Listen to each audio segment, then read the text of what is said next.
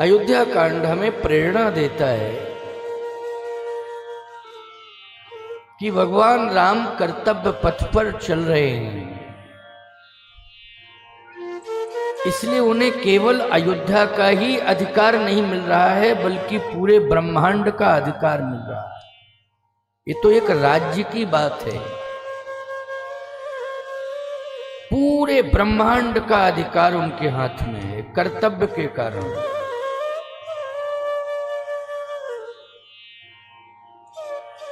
कर्तव्य में बड़ी ताकत है।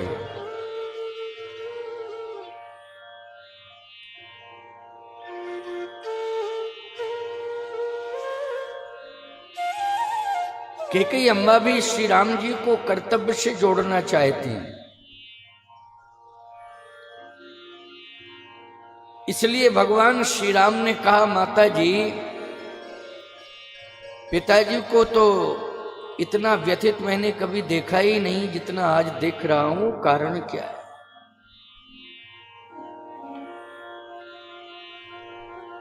तो कैकेयी अम्बा ने कहा कि कारण छोटा सा है,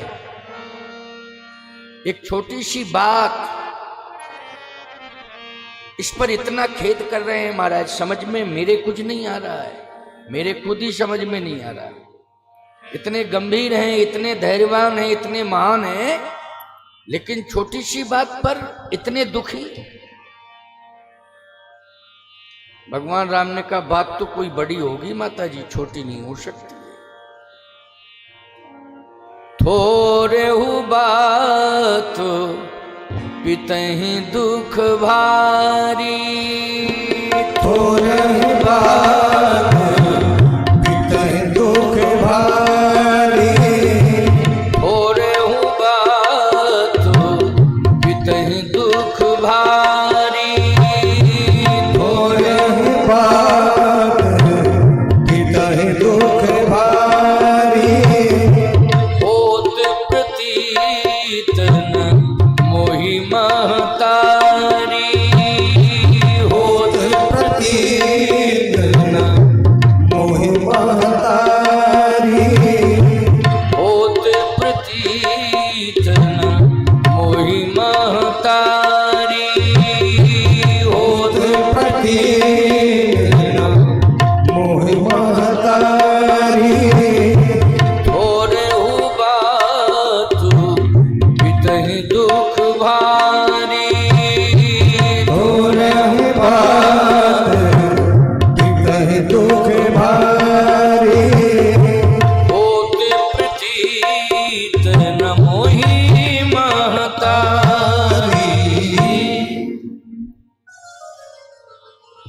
छोटी सी बात पर पिताजी को इतना दुख है, मुझे तो विश्वास नहीं हो रहा है। कोई बड़ा कारण है। अच्छा माता जी, बड़ा कारण हो या छोटा कारण, आप तो बताइए कारण क्या है, स्पष्टीकरण।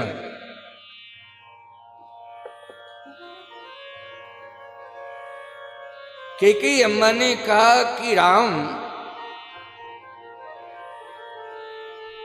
जीवन में विकास बड़ा होता है कि प्रकाश? देखो भाई, एक बात बताएं आपको, आपने धन कमाया और खूब कमाया, लेकिन गलत तरीके से अगर कमाया है तो याद रखना वो केवल विकास तो माना जाएगा, लेकिन आपका जीवन अंधकार में चला जाएगा। बोलो, चला जाएगा कि नहीं चला जाएगा? जिन लोगों ने नंबर 2 की कमाइयां कमाई थी, आज क्या स्थिति हो रही है? कहीं बुलडोजर चल रहा है तो कहीं उनके खाते सीज किए जा रहे हैं, कहीं जेल की सलाखों में भेजा जा रहा है। बोलो, यही कंडीशन हो रही है कि नहीं हो रही है? क्यों भाई, मैं गलत तो नहीं कह रहा हूं। वो कानून की शरण में भी जा रहे हैं, फिर भी कोई राहत नहीं मिल रही है।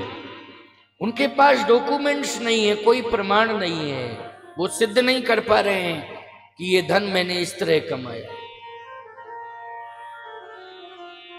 अंधकार।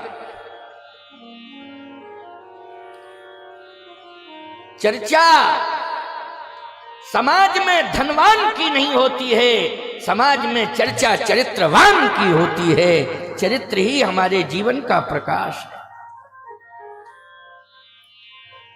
इसलिए हमें चरित्रवान बनना है। राम, मैं तुम्हें चरित्र नायक बनाना चाहती हूं। केवल अयोध्या का नायक ही नहीं, चरित्र नायक। अच्छा बोलो भाई,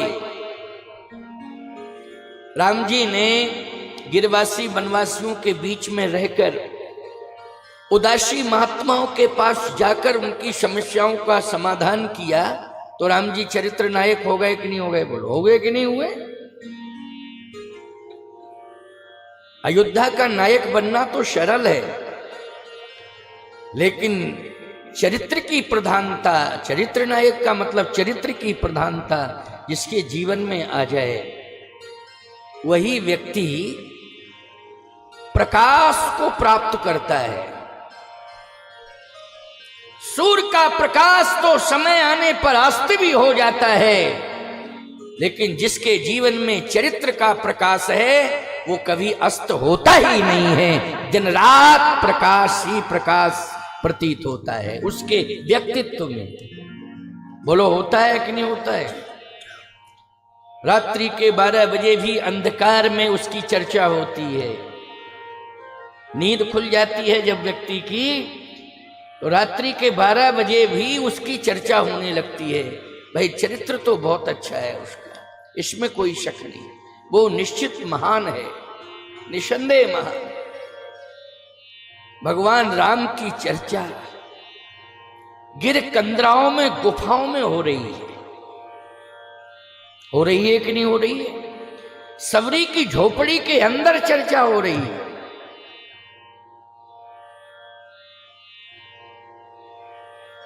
जो बेचारे दीनहीन हैं वो केवल चर्चा कर रहे हैं तो प्रभु राम की कर रहे हैं, और किसी की नहीं, केवल प्रभु राम की। यह है करैक्टर, यह है चरित्र। इसलिए धन कमाना कोई गलत बात नहीं है, लेकिन गलत विधि से नहीं कमाना चाहिए। राजनीति करना गलत बात नहीं है, लेकिन गलत तरीके से राजनीति नहीं करनी चाहिए। तरीका अच्छा होना चाहिए, स्वच्छ और साफ होना चाहिए। धन कमाने की विधि भी स्वच्छ साफ होना चाहिए, राजनीति करने की विधि स्वच्छ साफ होना चाहिए, व्यापार करने की विधि भी स्वच्छ और साफ होनी चाहिए। यही हमारे जीवन का प्रकाश। हमें गलत तरीके से कोई व्यवसाय नहीं करना चाहिए। इसलिए तरीका अच्छा होना चाहिए।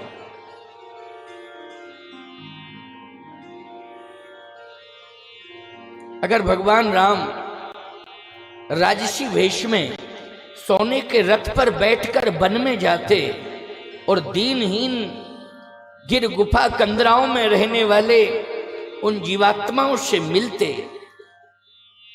तो कहीं ना कहीं वो राम को बिठाने में संकोच करते, में ऐसे बड़े आदमी को कहां बिठा लूं? क्यों भाई, सोने के रथ पर बैठकर जो आया है, राजकुमार है, उसे मैं कहां बिठा लूं? लेकिन भगवान सामान्य वेश में गए तो बोलो भाई, जो जैसी व्यवस्थाएं, जहां जैसी व्यवस्थाएं थी, उन्हीं व्यवस्थाओं में आस्था के बल पर उन सभी ने भगवान को आसन दिया है और अपनाया है और अपना समझा है। अपनाया भी है और अपना समझा है। इसलिए मैं एक बात कहना चाहता हूं कि बहुत ज्यादा प्राइवेसी की आवश्यकता नहीं है। आपका जीवन मगरमच्छ की तरह हो जाएगा, अजगर की तरह हो जाएगा। मैं बिल्कुल साफ बोल रहा हूं, बुरा लग जाए तो खूब लग जाए। आप बहुत रिजर्व स्थिति में रहना चाहते हैं तो आपके व्यक्तित्व का निखार नहीं हो सकता है प्यारे।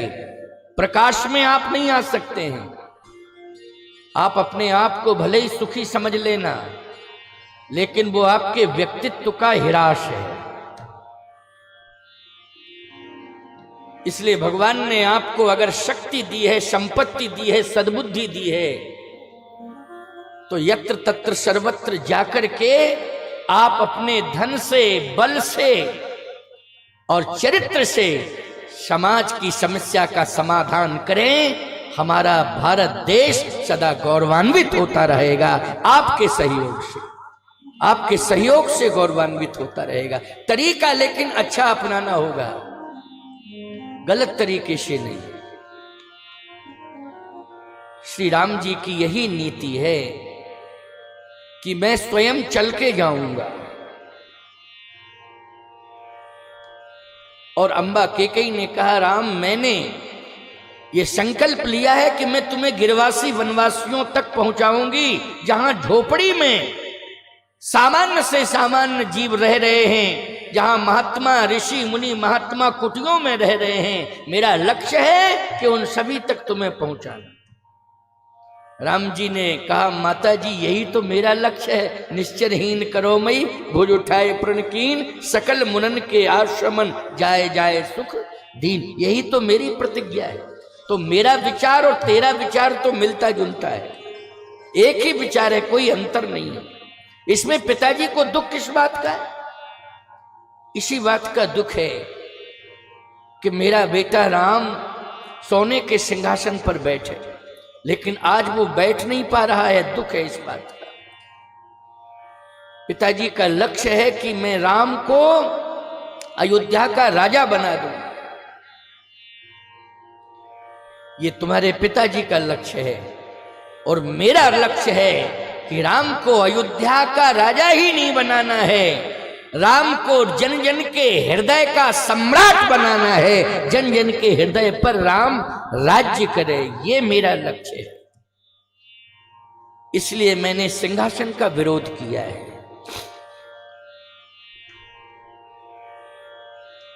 भगवान राम ने कहा, माता जी सिंहासन प्राप्त कर लेना कोई बड़ी बात नहीं है। ये सिंहासन अयोध्या का परंपरा के अनुसार ठीक है। जेठ स्वाम सेवक लघु भाई, यह दिनकर कुल रीति सुहाई। बड़े को राजा बनाया जाता है, लेकिन माताजी आपने अगर मेरे भाई भरत के लिए राज्य मांगा है तो मेरा समर्थन है। इसलिए परंपरा भले ही बड़े को राजा बनाने की है, लेकिन अगर तराजू के पल्लों पर राम का व्यक्तित्व रख दिया जाए और भरत का व्यक्तित्व रख दिया जाए, तो राम जी ने कहा भरत के चरित्र का पल्ला, व्यक्तित्व का पल्ला भारी हो जाएगा राम के चरित्र के पल्ले से। भरत के चरित्र का पल्ला भारी पड़ेगा। बोलो भाई, पड़ेगा कि नहीं पड़ेगा? इसलिए अयोध्या का सिंहासन भरत को मिलना चाहिए। और मेरे हृदय की शुभकामना है कि भरत प्राण प्रिय पावह राजू। ये भगवान राम का वाक्य है कि भरत प्राण प्रिय पावह राजू। वो मुझे प्राणों से ज्यादा प्रिय है, इसलिए राजा बन जाए, मेरे हृदय से शुभकामना है। पिताजी को कष्ट नहीं होना चाहिए था, क्योंकि सिंहासन पर बैठने के लायक है भरत, जिसमें त्याग हो, जिसके चरित्र में कोई कलंक न लगा हो, जिसका त्याग से भरा जीवन हो, उदारता की पराकाष्ठा पर पहुंच गया हो, ऐसे व्यक्ति को ही सिंहासन पर बैठना चाहिए। भरत में ये सारे गुण पाए जाते हैं। इसलिए आपने ठीक ही सोचा है, मेरा भी समर्थन है कि अब पिताजी को समझाओ। भगवान श्री राम ने कहा, पिताश्री आप दुखी मत हो। मैं केवल 14 वर्ष के लिए जा रहा हूं, केवल 14 वर्ष के लिए। 14 वर्ष बाद मैं लौट के आऊंगा, ना समय से ही आऊंगा। और भरत सिंहासन पर बैठे, ये मेरा भरत के लिए समर्थन है। दशरथ जी ने कहा, राम मैंने यही तो सोचा कि भरत को राजा ठीक है बना दिया जाए, लेकिन तुमको अयोध्या से बाहर ना किया जाए। अयोध्या के अंदर, अयोध्या की 4 दीवारी के अंदर ही रहना चाहिए। भले ही जंगल में रहो कुटी बना के। क्यों भाई, एक सामान्य सा उदाहरण दे रहा हूं। भारत का प्रधानमंत्री, भारत का राष्ट्रपति केवल भारत में ही रहे जब तक पद पर बैठा हो, तो ईमानदारी के साथ बताओ, उसे सीमित दायरे वाला माना जाएगा, सीमित सोच वाला माना जाएगा? बोलो माना जाएगा? ये सीमित सोच का है, सीमित दायरे में रहता है। नहीं नहीं, उसे तो हर देश में जाना पड़ेगा, और हर देश में जाकर के अपनी प्रतिभा का स्वरूप परिलक्षित करना पड़ेगा। सारी दुनिया इस बात को स्वीकार करे कि नहीं भाई, पूरी दुनिया में इसका व्यक्तित्व श्रेष्ठ है। अच्छा सही बताओ, इक्ष्वाकु वंश से लेकर, महाराज इक्ष्वाकु से लेकर के और महाराज दशरथ तक राजाओं की लिस्ट निकालिए आप। जितने सर्वव्यापी प्रभु राम हुए हैं, कोई हुआ है क्या? हुआ हो तो बताओ। श्री राम के समान न तो कोई जनप्रिय हुआ है, न कोई सर्वव्यापी हुआ है। जितनी जनप्रियता पूरे विश्व में भगवान राम ने हासिल की है, उतनी महाराज इक्ष्वाकु से लेकर के महाराज दशरथ तक किसी ने हासिल नहीं कर पाई। क्यों? इनका क्षेत्र सिंहासन तक सीमित, राज्य तक सीमित है। थोड़ा सा राज्य से हटके हरिश्चंद्र जी गए तो सत्य की पताका फहराई उनकी। बोलो फहराई कि नहीं? वो काशी पहुंच गए थे। क्यों भाई? इतना ही तो हुआ। अयोध्या से कहां पहुंचे थे? काशी। तो सत्य की पताका बोलो फहराई कि नहीं फहराई? क्यों? सत्य की पताका हरिश्चंद्र जी की फहरा रही आज भी।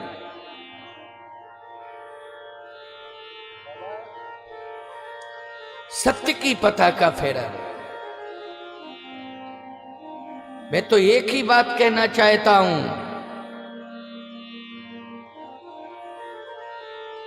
कि आपका चरित्र और आपके व्यक्तित्व की ऊर्जा केवल आपके गांव तक नहीं, आपके जिले तक नहीं, आपके प्रदेश तक नहीं, देश तक नहीं, पूरे विश्व में फैलाई जानी चाहिए।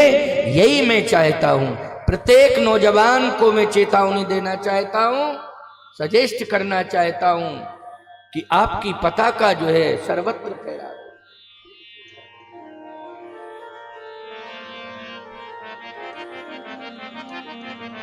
आपकी पताका जो है फहराती रहे, ये मेरी शुभकामना है।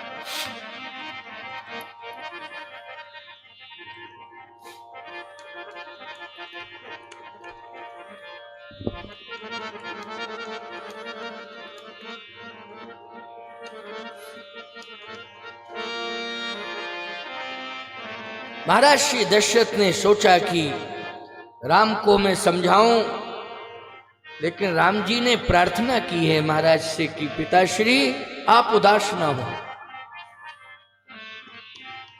मैं हृदय से कह रहा हूं, सत्य कह रहा हूं, 14 साल बाद मैं लौट के आऊंगा।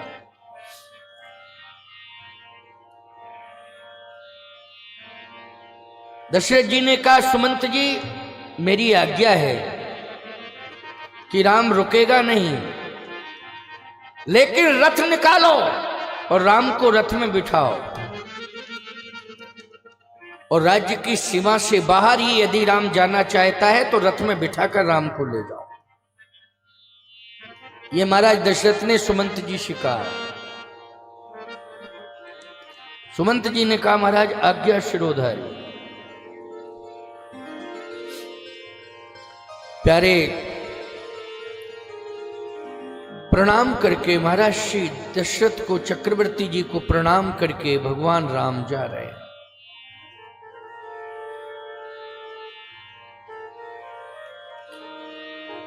श्रवण कुमार की लाश सामने दिखाई दे रही है दशरथ जी को। राम जी तो चले गए, श्रवण की लाश पड़ी हुई है, महाराज को यही दिखाई दे रहा है। श्रवण कुमार के माता पिता का श्राप भी सुनाई दे रहा है।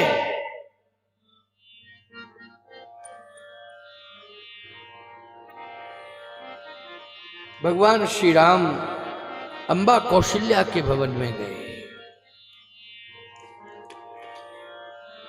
ब्रह्म मुहूर्त, ब्रह्म बेला।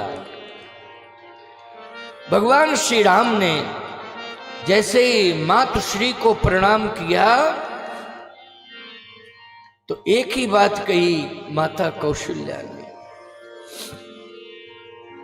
तात जाहु बल बेग नहाऊं,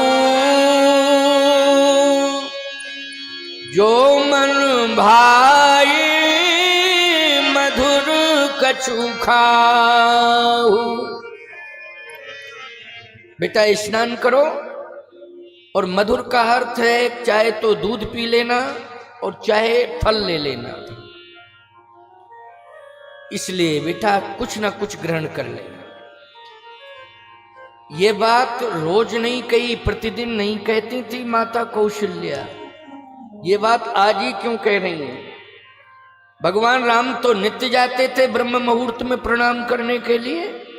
प्रातः काल उठ के रघुनाथा मात पिता गुरु नावई माथा, प्रतिदिन जाते थे ब्रह्म मुहूर्त में। ऐसा कोई दिन बकाया नहीं रहता था कि प्रभु माता पिता को प्रणाम न करें।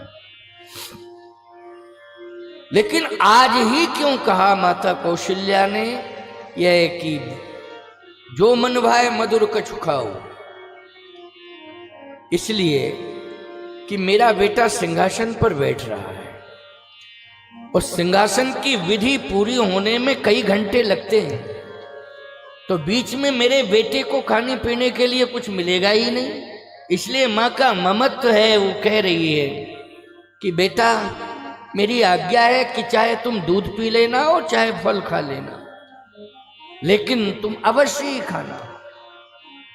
स्नान करके जाओ, दूध ग्रहण करो, फल ग्रहण करो,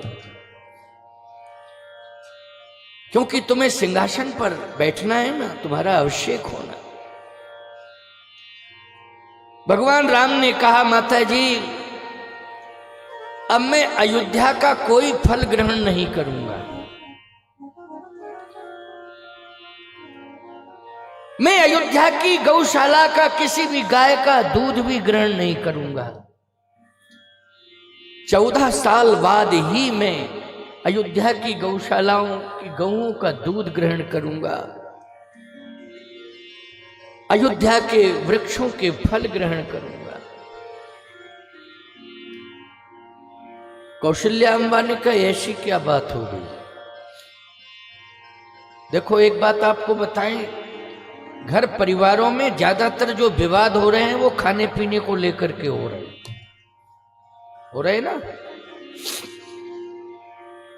टोक दिया जाता है। अच्छा यहां माताओं की संख्या 3 की है ना, और भाई हैं 4, लेकिन 2 उपस्थित हैं, 2 अनुपस्थित हैं, 2 तो गए ननिहाल। तो कौशल्या अम्मा ने कहा क्या तुम दोनों भाइयों में कोई खाने पीने पर विवाद आ गया क्या?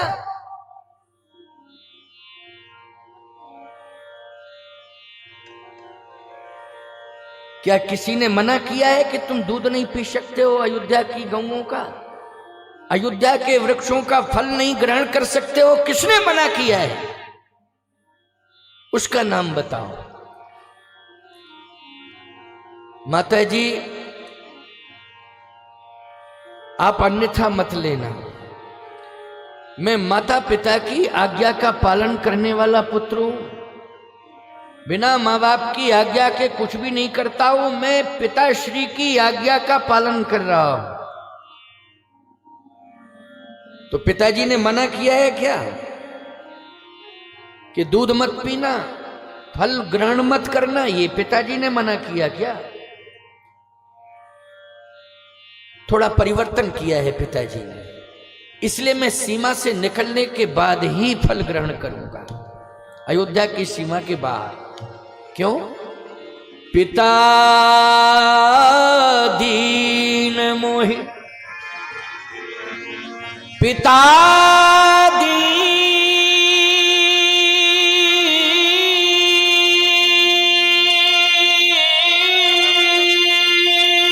मोहि, कानन राजू,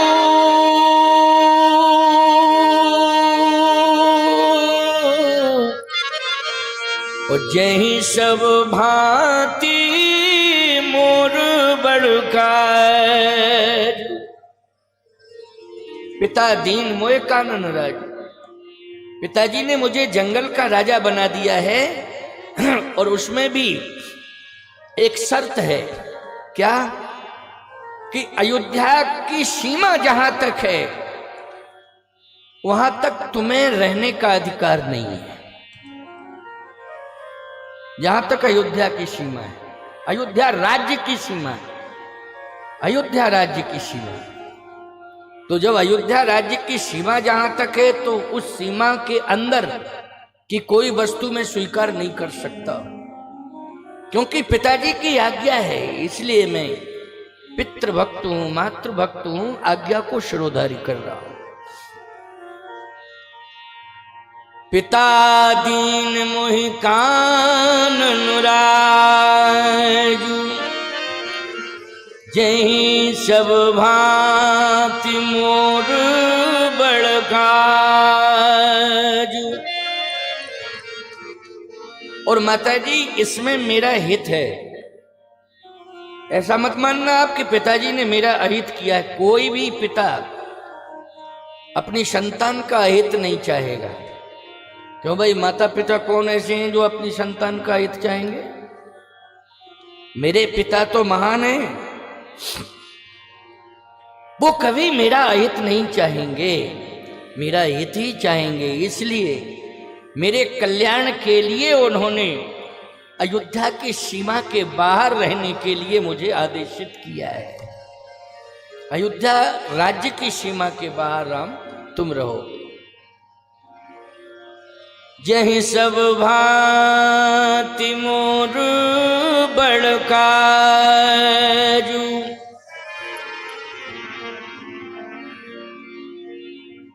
अम्बा कौशल्या ने कहा, राम तुम केवल पितृभक्ति नहीं हो, तुम मातृभक्त भी हो। माता ने तो आज्ञा नहीं दी, केवल पिता ने आज्ञा दी। तो जो केवल पितु आय सूता का, तो जन जाहू जान बड़ी माता। अगर केवल पिता ने आज्ञा दी है तो जन जाओ, मत जाओ, क्योंकि जान बड़ी माता। मां की आज्ञा श्रेष्ठ है पिता की आज्ञा से। एक बात आपको और बताएं,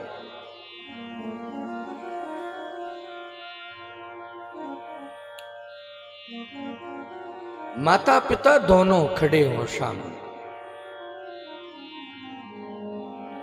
पुत्र आएगा तो पहले किसका अभिवादन करेगा? मां का करेगा। फिर किसका करेगा? पिता का अभिवादन करेगा। इस अभिवादन में भी प्राथमिकता किसकी है बोलो? शास्त्र के अनुसार प्राथमिकता मां की है। लेकिन प्यारे, अभिवादन में तो प्राथमिकता मां की है, लेकिन किसी डिसीजन के लेने में प्राथमिकता माता पिता के बीच में किसकी प्राथमिकता होना चाहिए? विवेक की प्राथमिकता होना चाहिए ना।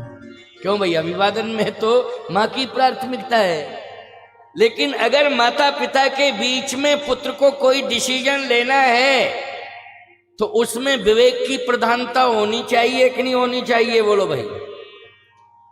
अब ये कंफर्म नहीं है कि पिता के बराबर मां में विवेक हो, कम भी हो सकता है और ज्यादा भी हो सकता है। मैं बिल्कुल निष्पक्ष बात कह रहा हूं भाई, कम भी हो सकता है विवेक, ज्यादा भी हो सकता है।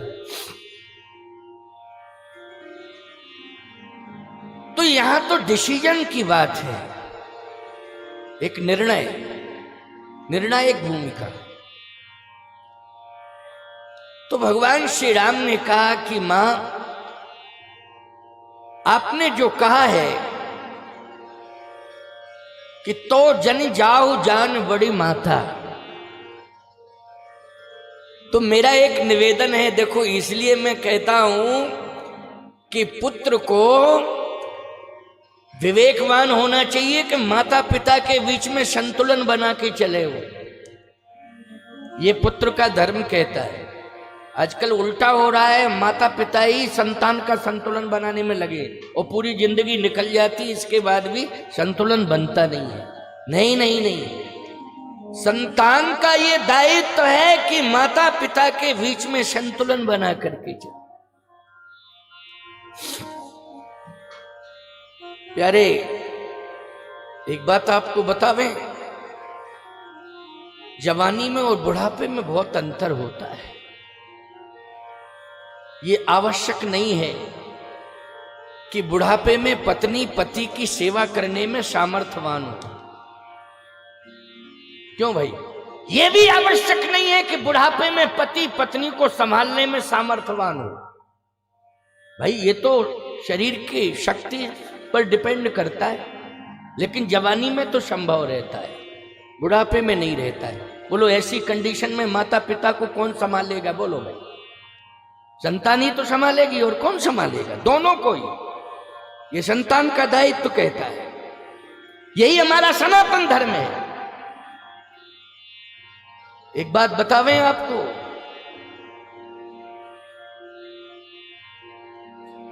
भारतीय संस्कृति में और पाश्चात्य संस्कृति में जमीन आसमान का अंतर है। पाश्चात्य संस्कृति वृद्धों को सम्मान नहीं देना चाहती।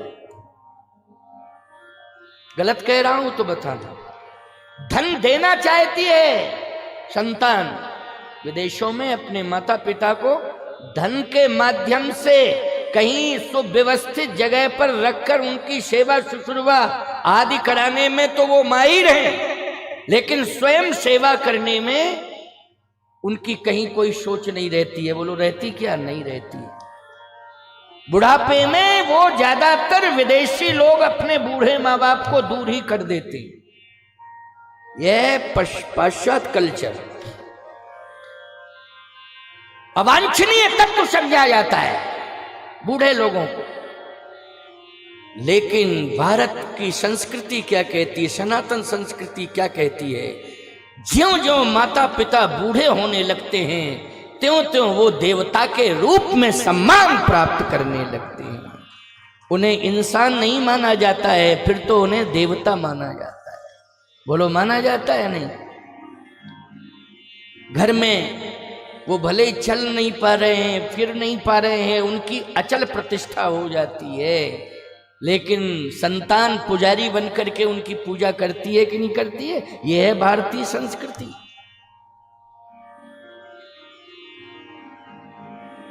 इसलिए माता पिता का संतुलन संतान बनावे, ये दायित्व है, धर्म है।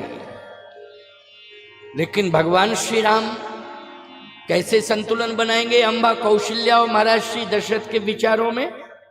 क्योंकि यहां भगवान राम कह चुके हैं कि पिता दीन मोए कानन राजू, और जय सब भांति मोर बड़ काजू। लेकिन कौशल्या अम्बा भी बोल पड़ी, जो केवल पितुआय सुताता। दशरथ जी की आयु कितनी है? 60,000 वर्ष की है। बोलो बुढ़ापा है कि नहीं? 60,000 वर्ष की आयु है। और 60,000 वर्ष की आयु में दशरथ जी के लिए क्या कह रही है कौशल्या अम्बा? हे राम, जो केवल पितु आय सुताता,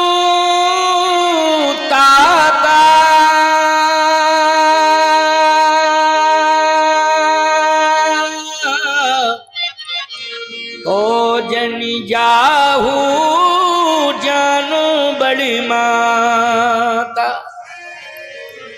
केवल अगर पिता की आज्ञा है तो मत जाओ, मैं मां हूं इसलिए जान बड़ी माता।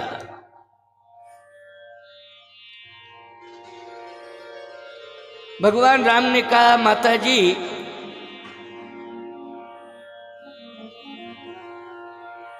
इस राजवंश में 3 मां हैं।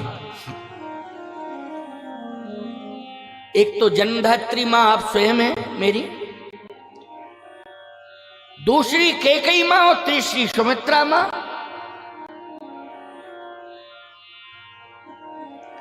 बोलिए संत भगवान की पधारे महाराज।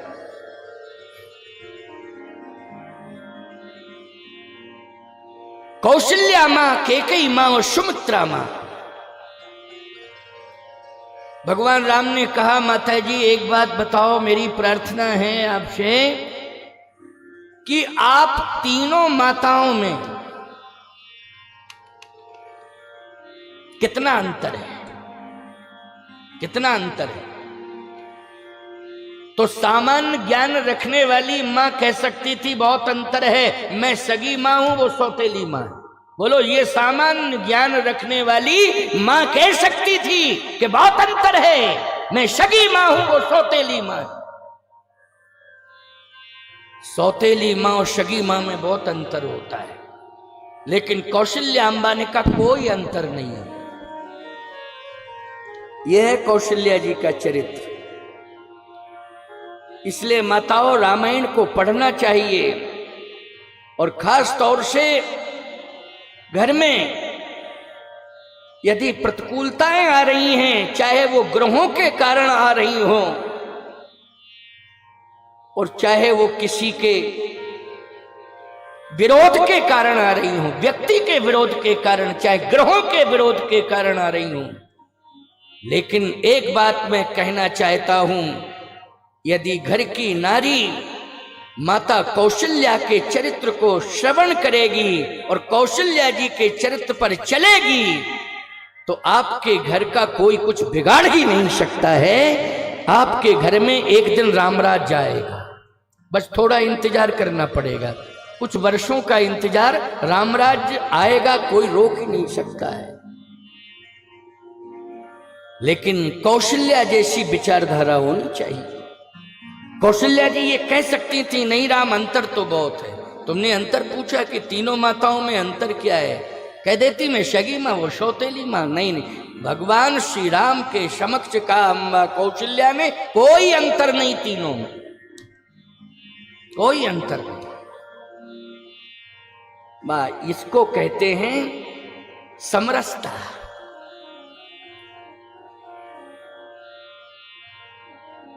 भगवान श्री राम ने कहा, अगर कोई अंतर नहीं है तो पिताजी के साथ साथ मां की भी आज्ञा है। बाल ये रामचरितमानस का प्रसंग है, अयोध्या कांड से संबंधित है। बोलो भाई, है कि नहीं है? कौशल्या अम्बा ने कहा कोई अंतर नहीं है। भगवान राम ने कहा यदि कोई अंतर नहीं है तो पिताजी के साथ मां ने भी आज्ञा दी है। अच्छा, मां ने आज्ञा दी है? अगर मां ने आज्ञा दी है तो बेटा मेरी आज्ञा सुन लो। चाहे वो सुमित्रा मां ने आज्ञा दी हो, चाहे कैकेयी मां ने आज्ञा दी हो, लेकिन बेटा अगर माँ ने आज्ञा दी है पिता के साथ तो मेरी आज्ञा सुन लो। जो पितु मात कहे बन जाना, तो कानन सत्यवध समाना। यदि पिता के साथ माँ ने आज्ञा दी है तो बेटा माता पिता की आज्ञा का पालन करो, और यदि तुम माता पिता की आज्ञा से बन जा रहे हो तो बेटा मेरी भी आज्ञा है और मेरा आशीर्वाद है कि जहां जहां भी वन में तुम रहोगे वो वन 100 अयोध्या के समान तुम्हें सुख प्रदान करेगा। ये मेरा आशीर्वाद है। कौशल्या जी ने संतुलन बनाया है कि बिगाड़ा है? बोलो। संतुलन को बनाया है। हमारी